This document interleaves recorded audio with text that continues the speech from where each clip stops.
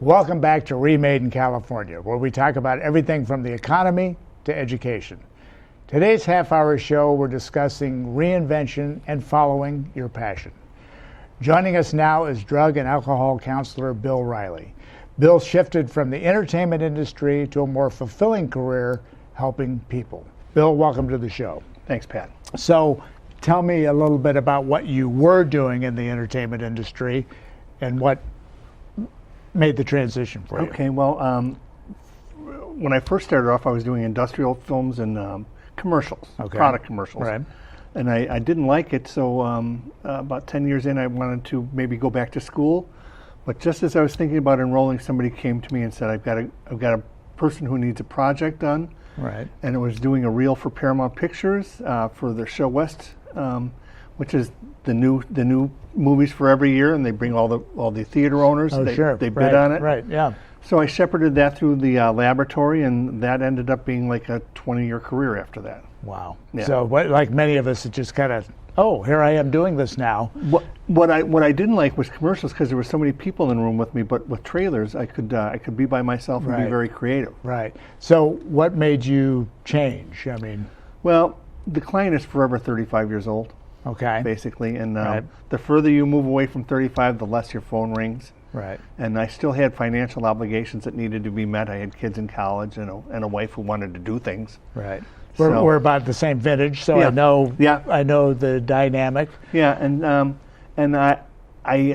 I'd been sober for a while. Okay. And my wife says, why don't you go get paid to do what you do for free all the time anyway? So this new career choice, what did you have to do from a schooling standpoint? I mistakenly thought that my long-term recovery would just allow me to walk into a place I would and just sign the certificate. Yeah, oh, here, Bill's here. Stop the presses, you know. And I went to a place, a drug and a driving school. Okay. And I walked in, and they knew me. Right. And I said, I'd like to teach a class. And they said, we're glad that you're here, Bill, but unless you're in school or have a certificate, you can't teach a class here. So that was the thing that was the final thing that happened, led me to believe I need to go back to school. Okay. So I went to, I checked out Glendale College, which had a drug and alcohol program. And kind of immersed in there. How did you start out? I mean, was it something you just jumped into with both feet, or because I mean, I'm sure you had to be juggling finances. Yeah. I had, I'm in my mid 50s, and I hadn't been in school since 1972. Wow. And I wasn't a good student in 1972. They had schools in 72? They did. Oh wow. Yeah. Okay. Yeah. They just invented the wheel the year before. Pencils just came out. Yeah. And so I went to the counseling department, and I met with a counselor, and they told me I needed to take a test for math and for English. Okay. And what I decided to do is I didn't take those tests right away, but I took one summer school course in the drug and alcohol program to see how I would fare. And I got to be in the class, and I thought, well, okay, next semester I'll try 3 classes. What was the hardest part of starting over at your age? Sheer fear. Okay. Just sheer fear. Just confidence. Yeah, real confidence, because as I said, when I was younger, in my 30s, I got tested for dyslexia. My mother.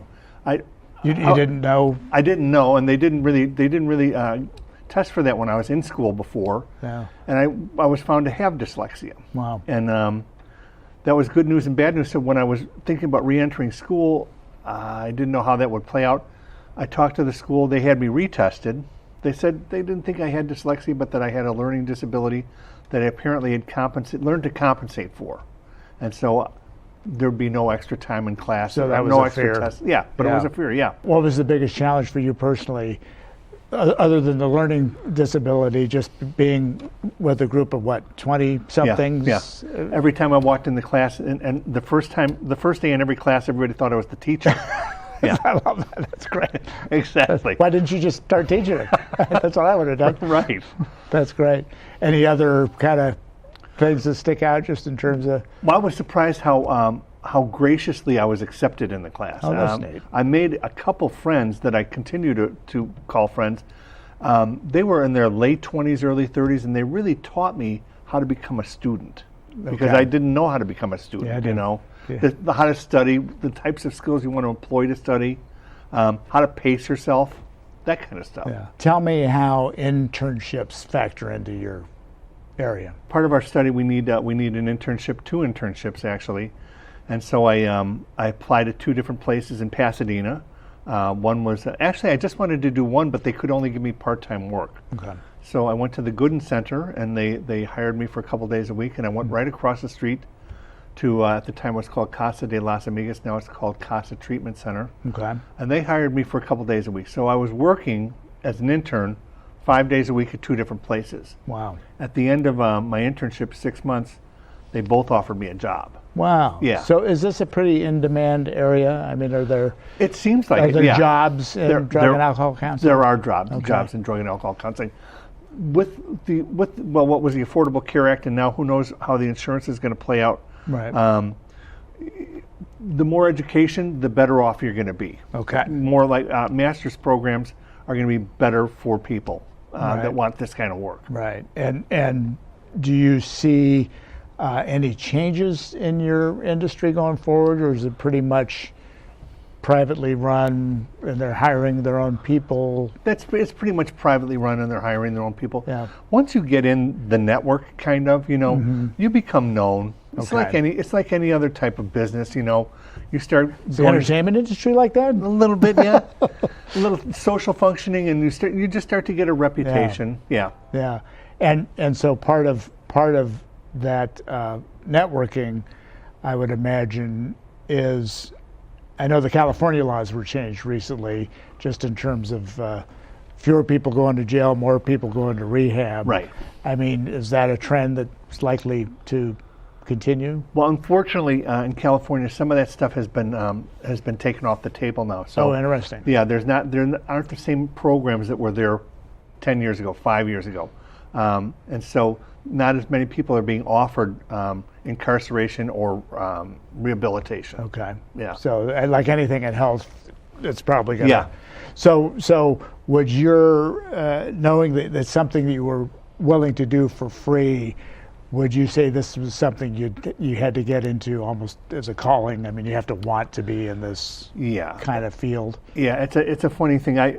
Because like I said, I got in the film business in 1977, and I was there till 2015 or so. So almost 40 years, and I've been thinking about doing this for 10 years. And really, and just I was afraid of the financial hardship it might create, but I finally just jumped in, and what I found is that I'm far more comfortable doing this than being in the entertainment. So you found my way. Found your true north. Yeah, I did. Yeah. If you want to learn more about where Bill works, go to LasEncinosHospital.com.